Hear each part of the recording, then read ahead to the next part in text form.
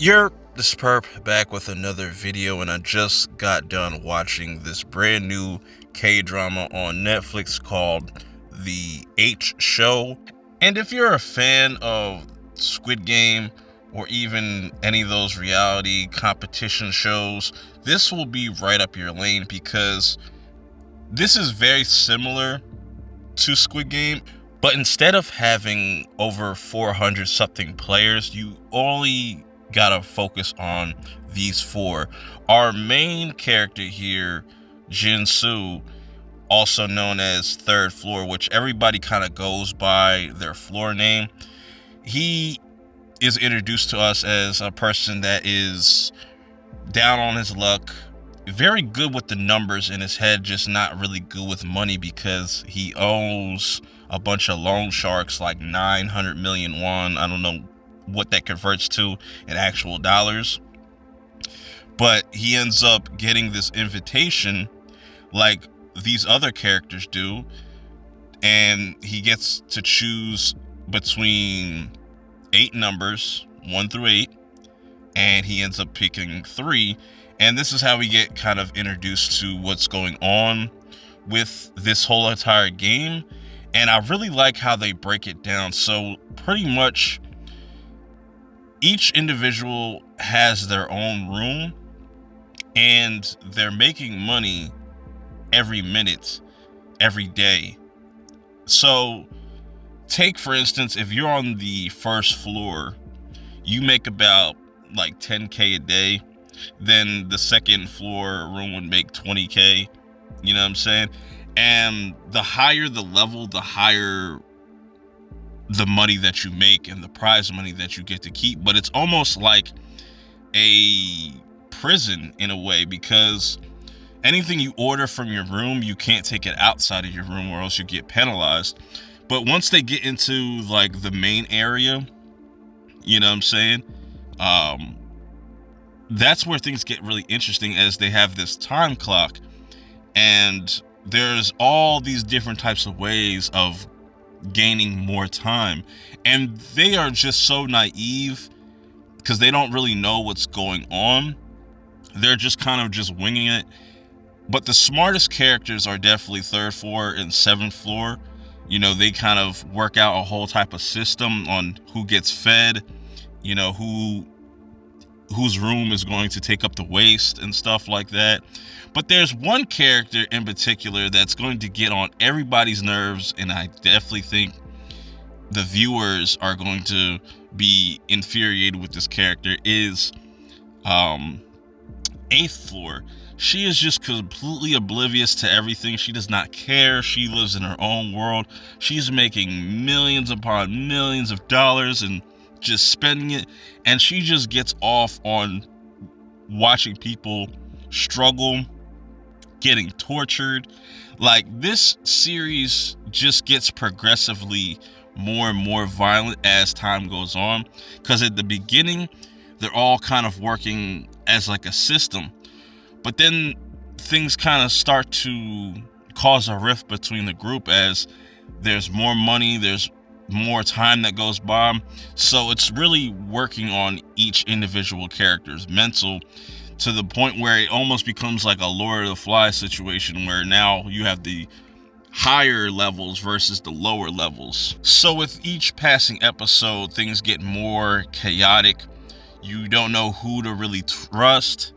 Like I said, it gets very violent, to the point where they have this like human pinata game, and all these different characters kind of come up with their own ways of causing pain or torture. Like, there's this one scene with 8th floor where she just does a lot of psychological torture on these characters, and I'm just like, whoa. As these storylines are kind of building up, you're seeing that there are some alliances within the group as well. Like, people still care about one another, even though they're backstabbing each other, manipulating certain situations.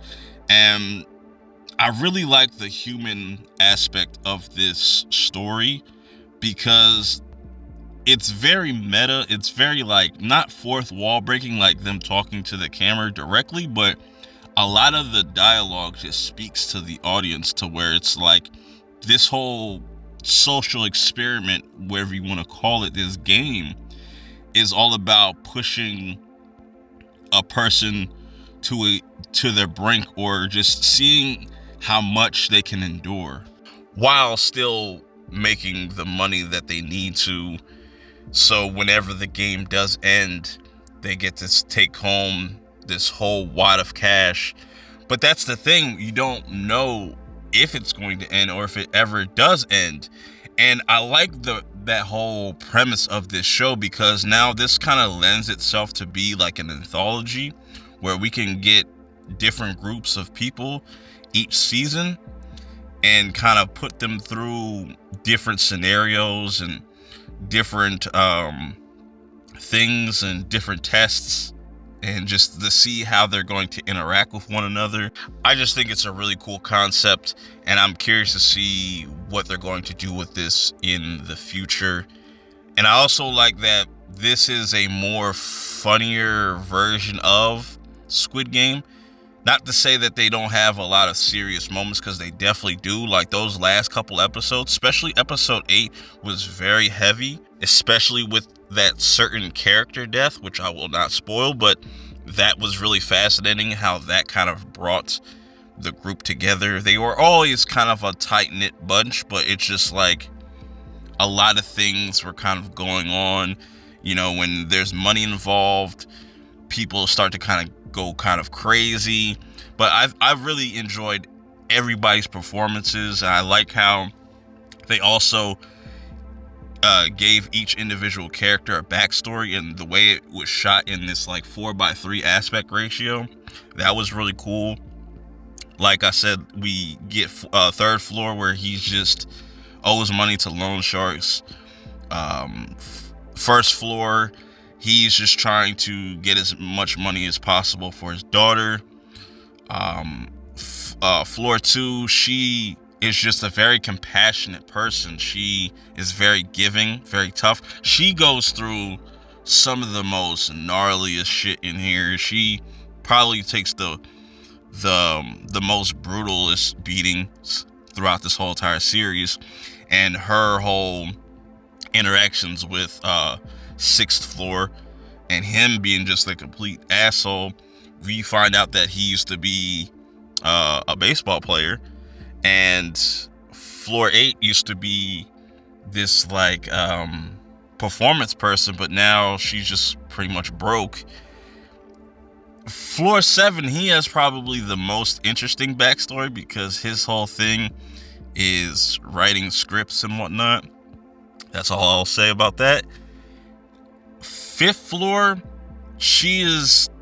I like her character, and to kind of see what she sees in her perspective as far as like the psychological stuff. Like there's times that she really does hallucinate, and that ends up really bad for certain characters. And you know, then we got fourth floor, which she is an interesting character that kind of shows up later on as far as her storyline and giving her something to do later on in the second half of this series. But everything came together really well, I feel like, and I can't wait to see what they do next with this, because I think this has a potential to be like the next big show, or a big show in general.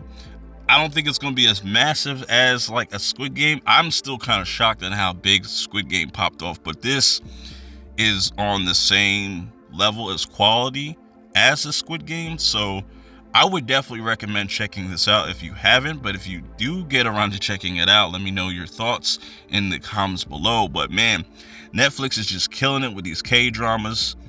I really dug this. I would definitely watch this again for sure. But until next time, this has just been my thoughts on this first season. Until next time, I will see y'all in the next one. Peace.